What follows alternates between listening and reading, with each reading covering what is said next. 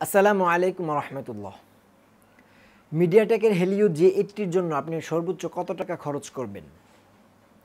প্রশ্নটাকে যদি আরেকটু সহজভাবে বলি, মিডিয়াটেকের হেলিও G80 প্রসেসরওয়ালা ফোন আপনি সর্বোচ্চ কত টাকা খরচ করে কিনবেন?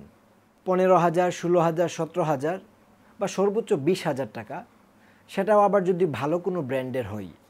কেননা ব্র্যান্ড ভ্যালু বলে একটা কথা আছে। আজকে আমরা এমনই একটি ফোনের কথা বলবো যার বাজার মূল্য 23,990 টাকা, অর্থাৎ 10 টাকা কম 24,000 টাকা। অথচ সেই ফোনেও ব্যবহার করা হয়েছে মিডিয়াটেকের হেলিও G80 প্রসেসর। আর সেই ফোনটি হলো স্যামসাং গ্যালাক্সি M32। আজকের ভিডিওতে আমরা স্যামসাং গ্যালাক্সি M32-র ভালো মন্দ দিকগুলো জানার চেষ্টা করব। বরাবরের মতো ক্যামেরার পেছনে ওমর এবং ফাহাদকে নিয়ে পুরো ভিডিও জুড়ে আপনাদের সাথে থাকছি আমি সাইফুল ইসলাম ভুইয়া। আপনারা দেখছেন টেক হোম।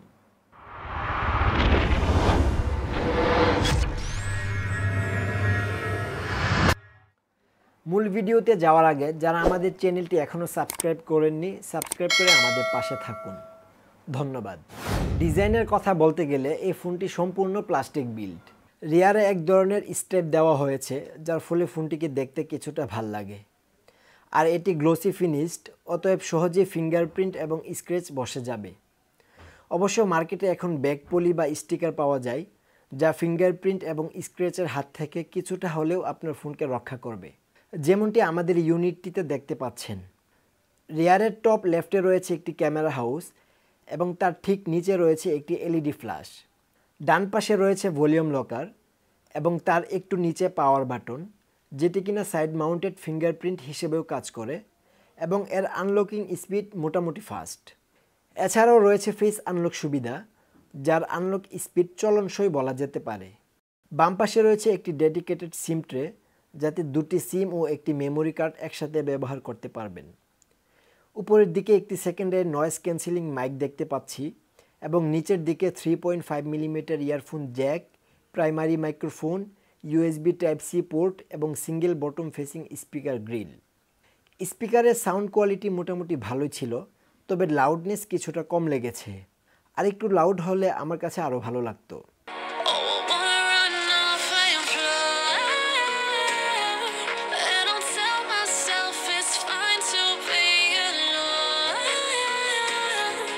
ফোনটির ওজন 196 গ্রাম। আমাদের ইউনিটটিতে প্রোটেক্টর থাকায় 213 গ্রাম দেখাচ্ছে, আর এর থিকনেস 9.3 মিলিমিটার। এতে ব্যবহার করা হয়েছে 6000 mAh ব্যাটারি, সে হিসেবে এর থিকনেস অতটা বেশি মনে হয়নি। আর ফোনটি পাওয়া যাবে ব্ল্যাক, হোয়াইট এবং ব্লু কালারে। গ্যালাক্সি M32-তে রয়েছে 6.4 inch super AMOLED display panel, সেই সাথে 90 হার্জ রিফ্রেশ রেট। এটি ফুল এইচডি প্লাস রেজুলেশনের ডিসপ্লে, যার পিক্সেল ডেনসিটি 411 ppi এবং এর পিক ব্রাইটনেস 800 নিটস। প্রাইস অনুযায়ী এর বেজেল ঠিকঠাক লাগলেও চিনটা কিছুটা বেশি মনে হয়েছে। এছাড়াও ডিসপ্লের উপরের দিকে থাকা ইনফিনিটি ইউ নচ এই সময়ে এসে একদম বেমানান। আমার মতে এখানে 5 হোল ক্যামেরা দেওয়ার দরকার ছিল। ডিসপ্লের টাচ রেসপন্স খুবই ভালো ছিল। 90 হার্জ রিফ্রেশ রেট থাকায় স্মুথ পারফরমেন্স পাবেন নিঃসন্দেহে।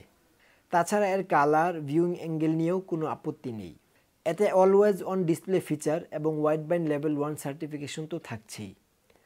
আর এই ডিসপ্লেকে প্রোটেক্ট করার জন্য থাকছে কর্নিং গরিলা গ্লাস 5 এর প্রোটেকশন। এবার কথা বলা যাক এই ফোনটির সবচেয়ে দুর্বল দিক এর এসওসি নিয়ে। এতে সিপিইউ হিসেবে থাকছে মিডিয়াটেকের Helio G80 octacore processor. 12 nanometre এই প্রসেসরে সর্বোচ্চ ক্লক স্পিড 2 GHz। আর জিপিইউ হিসেবে থাকছে মালি G52 MC2। 24,000 টাকার একটি ফোনে G80 দেওয়াটা একদম অযৌক্তিক।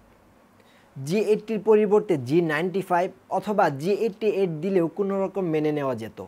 যাই হোক, সফটওয়্যার সেকশনে যেহেতু One UI আছে, অতএব One UI এবং G80 মিলে রেগুলার ইউজে আপনাকে বেটার পারফরমেন্স ডেলিভার করবে।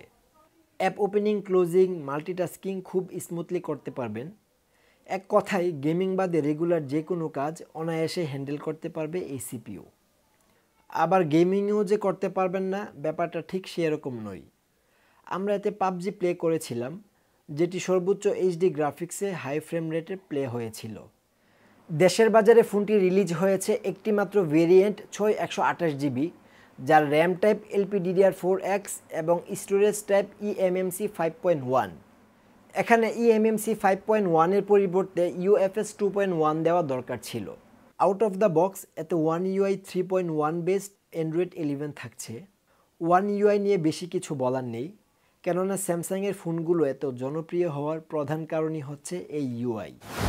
স্যামসাং গ্যালাক্সি M32 এর রিয়ারে রয়েছে কোয়াড ক্যামেরা সেটআপ, যার মেইন ক্যামেরাটি 64 মেগাপিক্সেলের f1.8 অ্যাপারচারের, আরও থাকছে 8 মেগাপিক্সেলের আলট্রা ওয়াইড, 2 মেগাপিক্সেলের ডেপথ ও 2 মেগাপিক্সেলের ম্যাক্রো ক্যামেরা।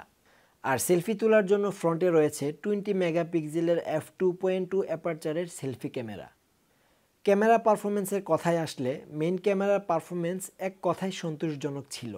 ছবিতে পর্যাপ্ত ডিটেল ছিল, কালারগুলো ন্যাচারাল লেগেছে, শার্পনেসও গুড এনাফ ছিল এবং ডাইনামিক রেঞ্জও ছিল বেশ চমৎকার।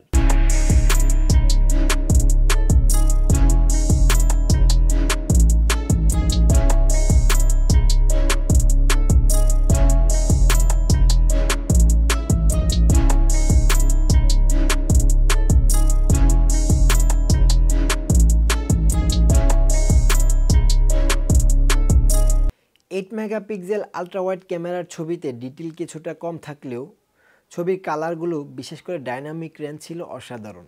পোর্ট্রেট ছবিগুলো দারুণ লেগেছে। এজ ডিটেকশন কিছু ছবিতে পারফেক্ট ছিল, আবার কিছু কিছু ছবিতে মাঝে মধ্যে ঝামেলা করে ফেলে। তবে ফেস স্মুথ করার প্রবণতা নেই, ব্লারিনেসটাও আর্টিফিশিয়াল মনে হয়নি। ম্যাক্রো ক্যামেরা নিয়ে কিছু বলার নেই, ছবি দেখে আপনারাই এর মান বিচার করে ফেলুন।